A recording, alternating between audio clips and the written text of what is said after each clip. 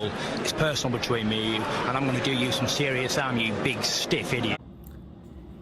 The untouchable True School Sports Empire proudly presents something the boxing game's been missing. Hey, what's going on? It's your boy BT, and I came here to talk some boxing with the thousands of True School Sports subscribers.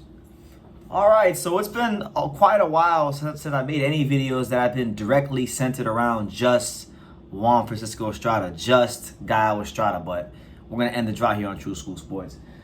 Very interesting story because Julio Cesar Chavez Sr., he had a lot to say about the current state of Juan Francisco Estrada's career because at this stage of Gael's career, Gael was 33 years old, he'll be 34 before you know it. Gael Estrada hasn't really been fighting a whole lot over these last couple of years, and Chavez feels like he's squandering a very important part of his career. So let's get into it, man, because the legendary Mexican fighter has something to say about, you know, one of the best Mexican fighters today, and in my opinion, a future Hall of Famer and a modern day great of the sport, Gael Estrada. But here's what Chavez said.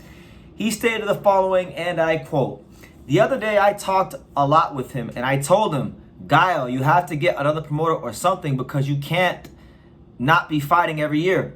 Because time is running very fast and opportunities are slipping away from you. You are throwing away your youth. You have to fight more often, you bastard." So talk to him, Chavez. Listen, Chavez got a point. He got a point. And if there's anybody that can talk about ring activity, it's him, because he had like 100-something fights. But let's review his CV real quick over the last couple of years. Okay, we know we haven't seen Gael Estrada all year. We haven't seen him all 2023. Right now, as I'm shooting this video, it's currently December the 2nd, 2023. All right, as of tomorrow, December the 3rd, it's going to be officially 1 year to the day since he fought Roman Chocolatito Gonzalez in their third fight. That was a year ago already. So that's inexcusable for Gael. He's too good of a fighter.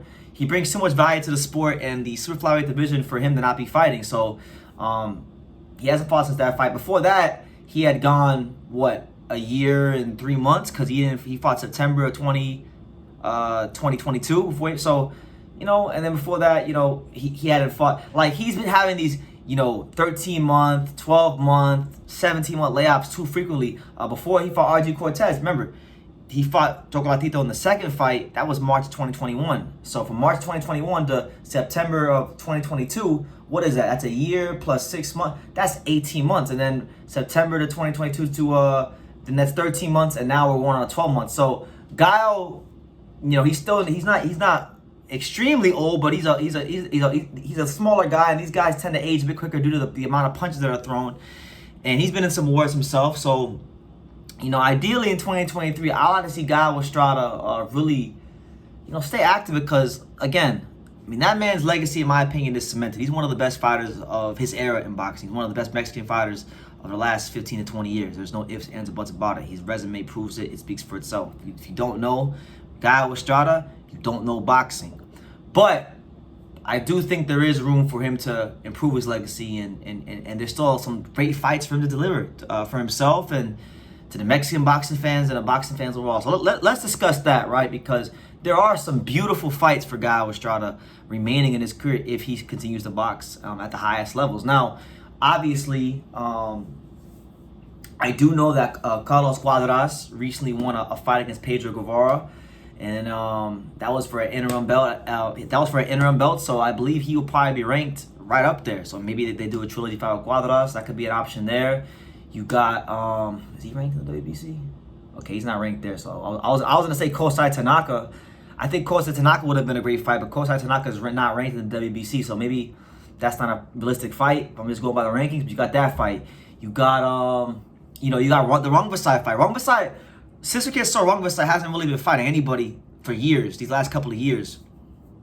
I know that, you know, he beat Gael, and then Gael beat him in the rematch. So they got to score to settle, you know. So, you know, he could have that fight. But apart from fighting the old guard, I mean, what other fights are there for Gael out there? I mean, there's not a ton left out there for him.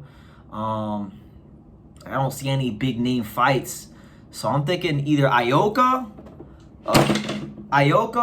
Puma Martinez, or Kosai Tanaka. You know, because I feel like those fights make a lot of sense for him. You know, he's at the end of his career. I'm sure he wants to be in some big fights to make some good money, because these guys will make a lot of money compared to the other weight classes. So I think, you know, Guile versus Ioka, that was a fight I know that was in negotiations for the New Year's Eve date this year in Japan. That fell through.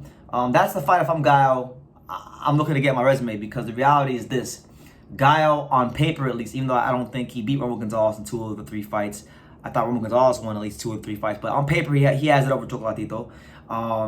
You know, he could always fight Rung Basai again, and he beat Rung Basai, which Chocolatito didn't, on paper at least. Ioka's one of the only great fighters in this weight class that like him or Chocolatito or Cuadras never fought. Rung Basai never fought, right?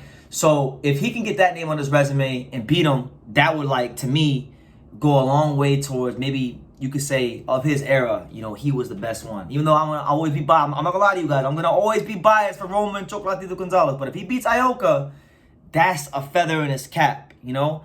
The Puma Martinez fight would be a good unification fight, because Puma Martinez has a good come forward style. I think it would mesh very well with the counter-punching style what Guile brings to the table.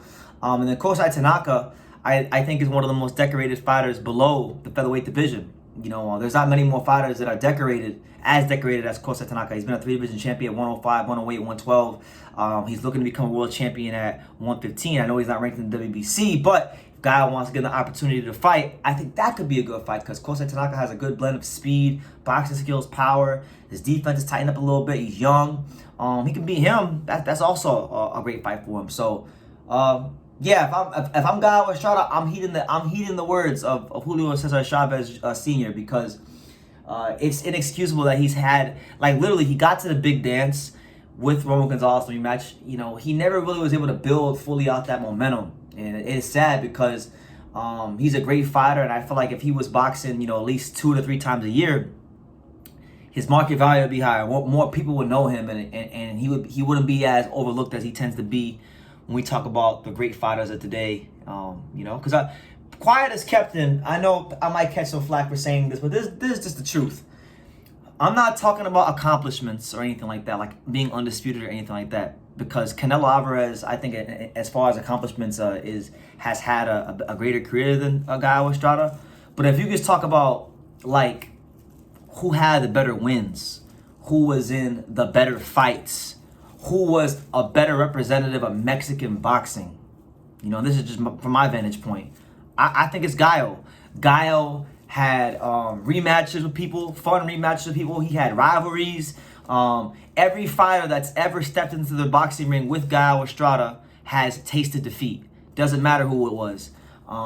Nobody ever got one over on Guile Estrada. Now, Canelo Alvarez, on the other hand, he has some fighters that can say they got one over on him. Floyd Mayweather got one over on him. Dimitri Bivol got one over on him. You get what I'm saying? And then there's some other fights where people thought he could have lost against, like, Golovkin, right? So I think there's a legitimate case to be made. You know, I know nobody will ever agree with it, because very few people will ever be honest with themselves, because Canelo Alvarez is so marketed and pushed as the face of boxing, and he has done some great things in his career, but nobody will ever give Guile his just due as the best Mexican fighter of today. But in my opinion, a win against Roman Gonzalez is better than everything. That wipes out Canelo's whole resume, honestly. There's no fighter Canelo Alvarez has ever defeated in his entire boxing career that is better than Roman Chocolatito Gonzalez. And that's what it is. So anyway, leave your comments down below, guys. Let me know what you guys thought about what Chavez said about Guile Estrada. Leave your comments down below. Make sure you guys take the time to subscribe. And like I say in every single one of these videos, you can love me or you can hate me, but I'm just Kevin Daniel. So until next time, take care, guys. Thank you for watching another video on the untouchable True School Sports Empire. For more great boxing content just like this video, click right here and make sure you subscribe. Much love from sunny South Florida.